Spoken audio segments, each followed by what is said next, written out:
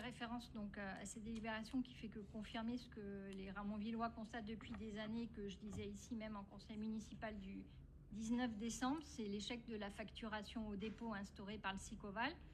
Ce qu'il faut bien comprendre, c'est qu'avec la solution qui nous est proposée là ce soir, les bons élèves, c'est-à-dire ceux qui badgent, qui déposent leurs ordures correctement dans les colonnes enterrées, ils vont payer deux fois. Ils vont payer d'une part au dépôt et d'autre part à travers leurs impôts pour financer le ramassage hebdomadaire par le SICOVAL.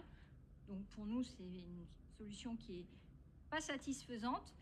C'est pas de la démagogie. On est allé interroger les habitants nous-mêmes. Voilà. Alors si vous voulez évoquer des considérations nationales, libre à vous, mais nous on est sur le terrain.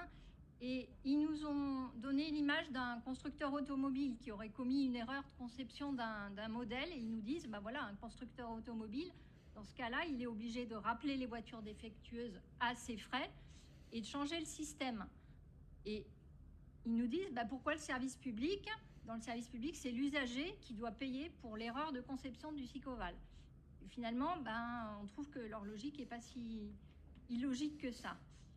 Et donc, j'ose même pas envisager les effets de bord que pourrait avoir ce ramassage hebdomadaire. Je pense à nouveau aux mauvais élèves qui vont tabler sur le ramassage du SICOVAL. Je dis au hasard, le SICOVAL passe le lundi pour ramasser les dépôts sauvages et qui iraient donc déposer leurs ordures massivement le dimanche soir. Donc, pour l'instant, comme il faut rapidement améliorer la situation et le cadre de vie des habitants qui souffrent de ces dépôts sauvages devant chez eux, nous allons voter favorablement en faveur de cette convention, tout en sachant qu'elle ne résout en aucune manière les problèmes de facturation au dépôt. Merci.